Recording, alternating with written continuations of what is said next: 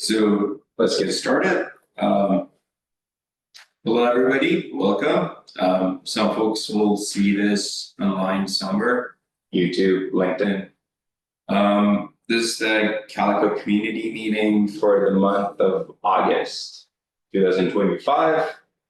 And we're actively conducting some community surveys, both for Calico, what should we do, what you like to have in the product, and what are the things and how you use our features or the features of our product in your environment or in your cluster, wherever it is. Could be a Raspberry Pi. As long as it runs Linux or Windows or any sort of operating system that Calico can run on, we're going to be there, and we like to know about your experience. On that note, we have Phil with us. Phil is the product manager for Calico, and he got a little bit of conversation that he likes to start on. Phil, please go on. Yeah, hi everyone. I'm on the product management team here at Tigera, and I focus on quite a few number of areas, but one of the things that I've been focused on is trying to connect with the community, trying to connect with users. Hopefully everyone's aware that we have had an exciting new release back in May, 3.30. It includes quite a few new features around flow logs and metrics with Goldmain, a new way to visualize those flows with Whisker, some exciting new APIs around stage network policy, global stage network policy, and a new free companion service called Calico Cloud.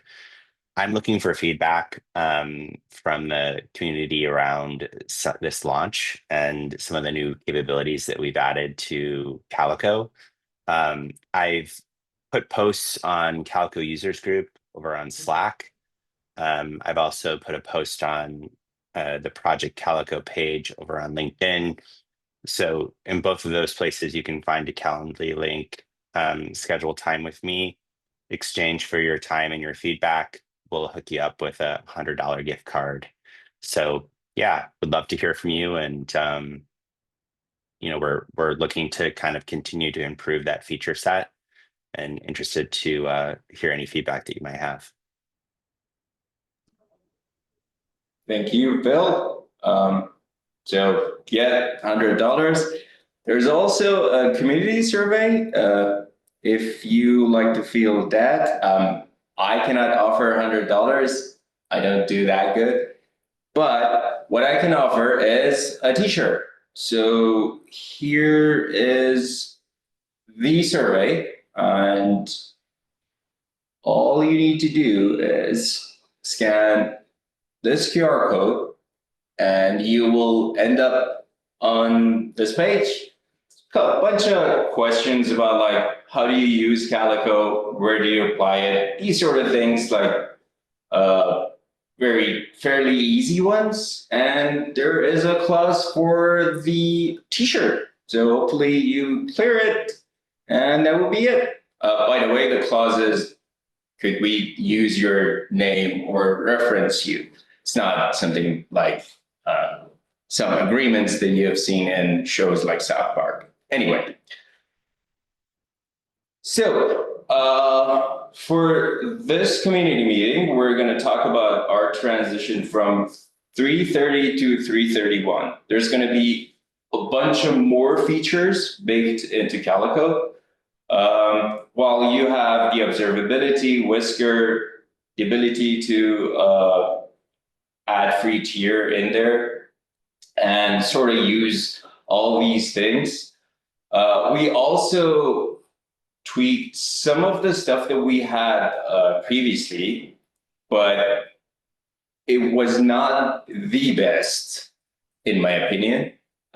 So one of them is our ability to program encapsulation.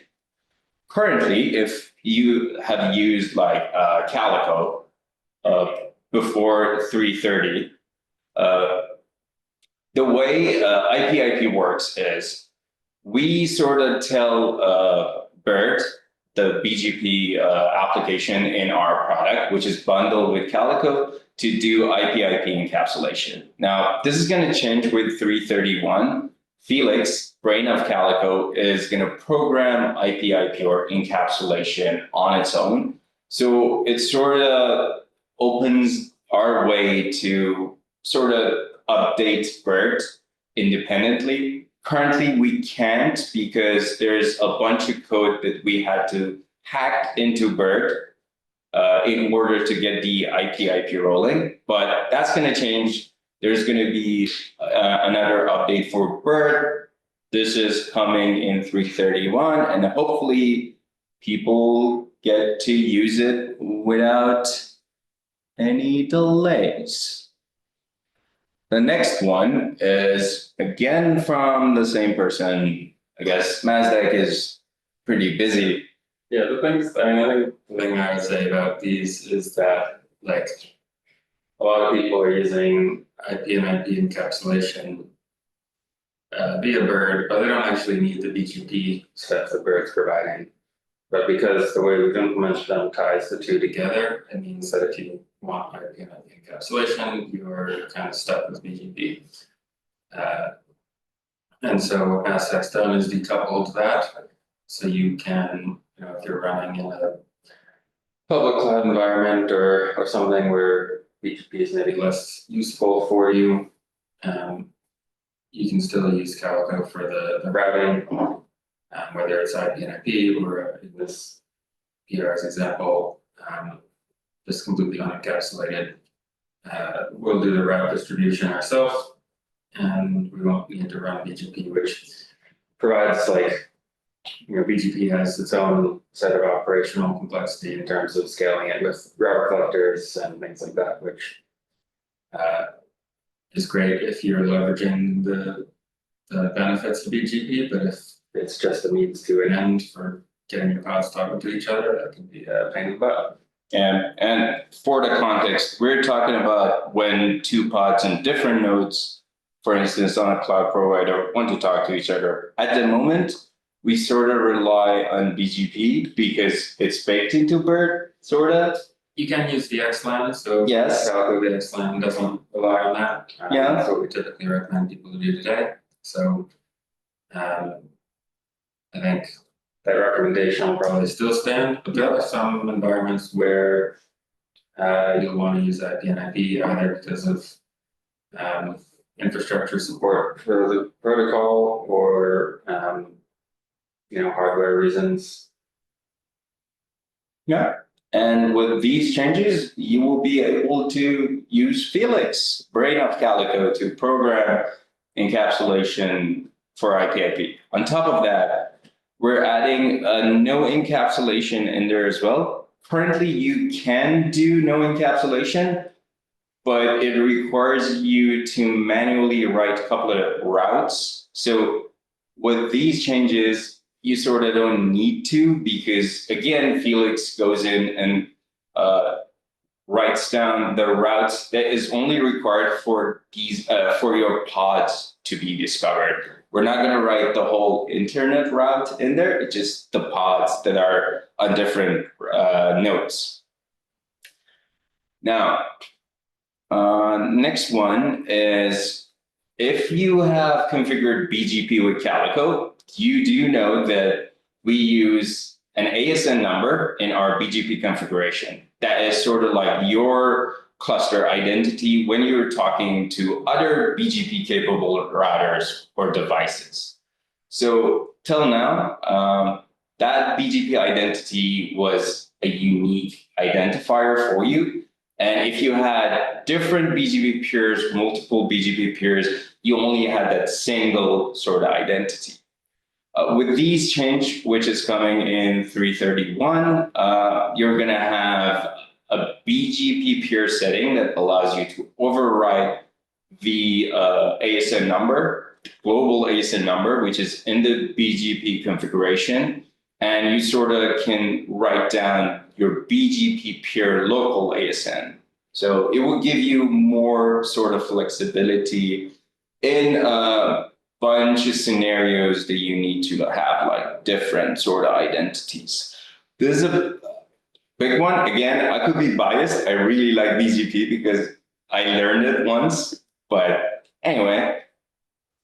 Now, next thing that we are doing is, hopefully you have heard about admin network policy.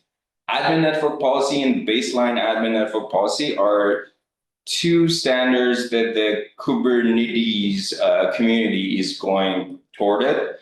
It sort of provides a top layer on top of network policy.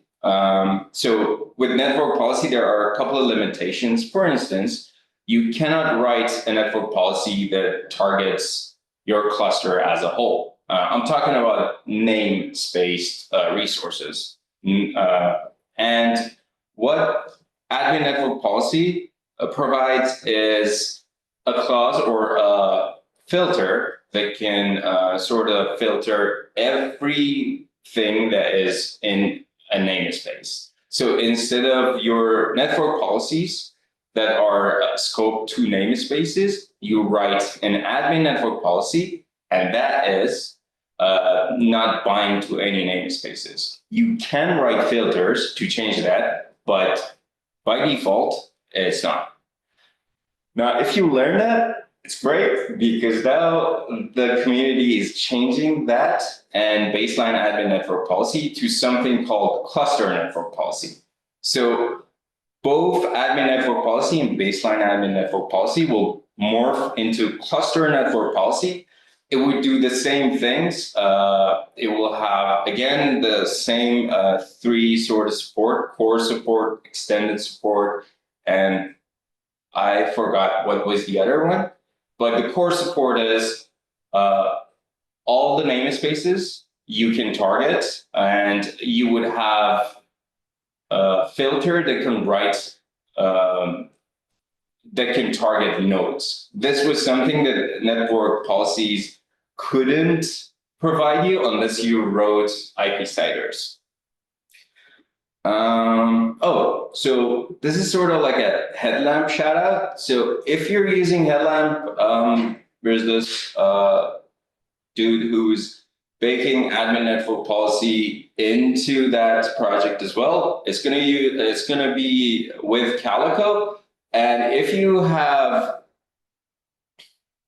a way to, like, if you have an idea how to show it, please chime in, come to the talk and let us know what is the best way to show it. On top of that, if you want to know about what is happening with cluster network policy, here is the website for it. And you can also come to our Slack channel because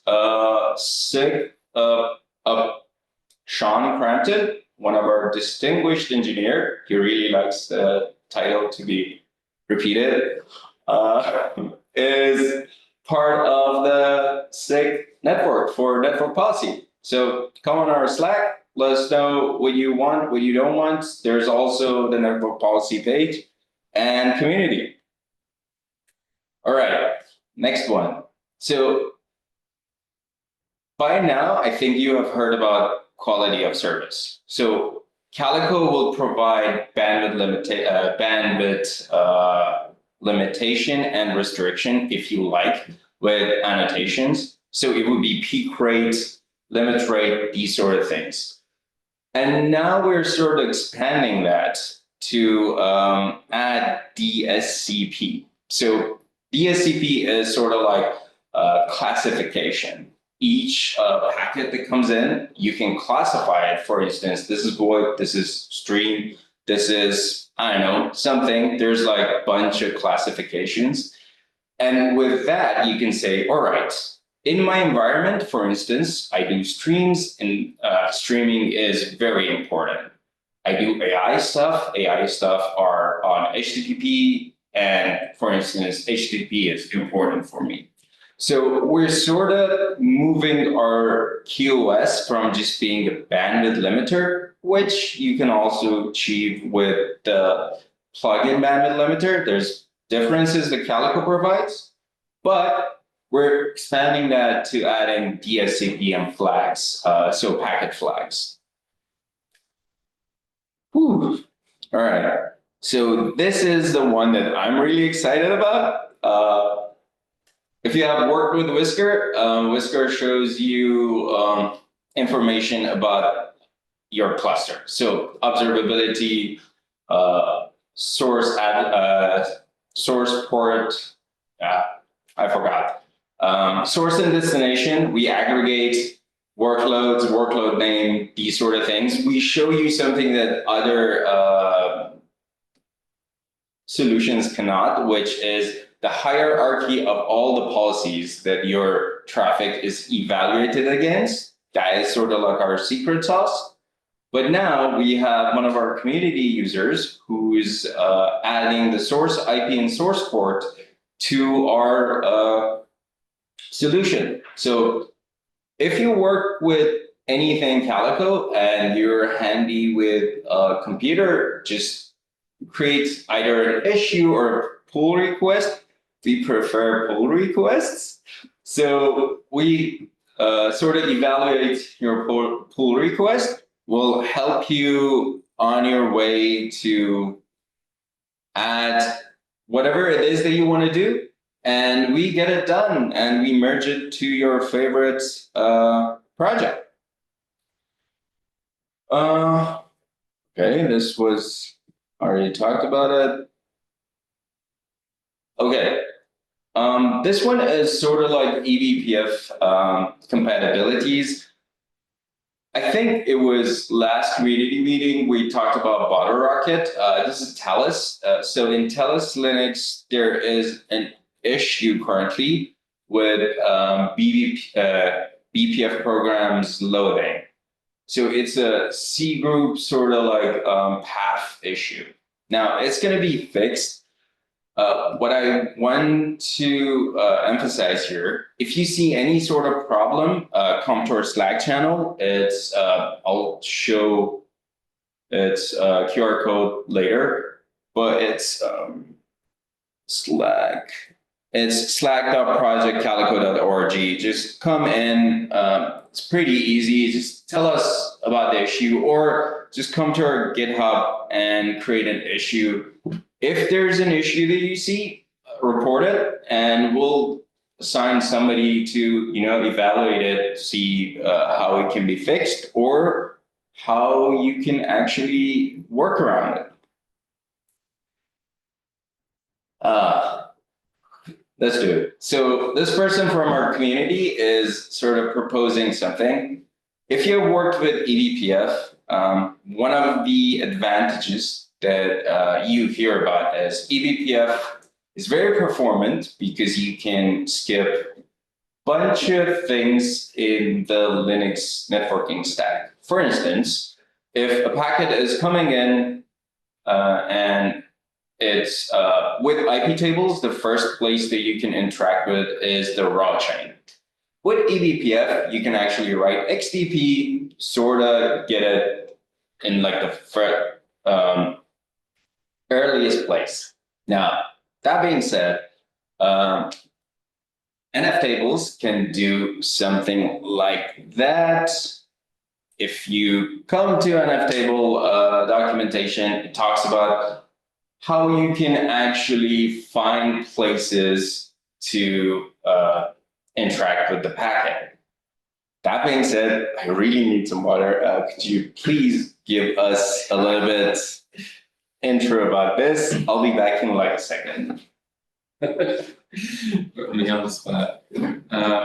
Yeah, so this one's actually, as it says here, still a prototype. We need to figure out when it's going to go in and some of these questions that are in the issue, but flow tables and NF tables in summary allow you to skip a large part of the networking stack in Linux, and so you can get pretty substantially improved performance, sort of comparable to a lot of BPF implementations.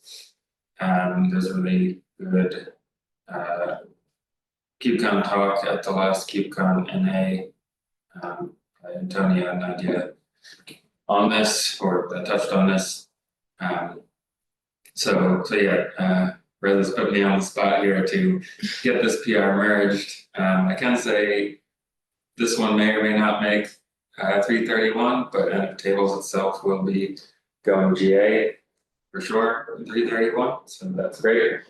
Upstream Kube Proxy did go GA in the last release. Yep. And so we're following suit with giving them enough time to bake and fix a few issues, so it's exciting.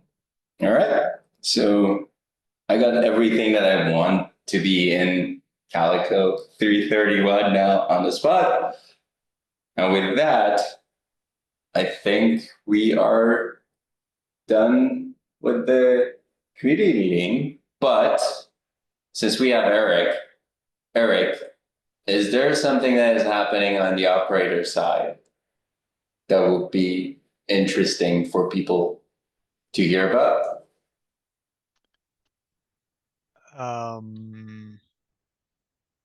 Not that I'm aware of. All right. I think the only interesting stuff has already gone out.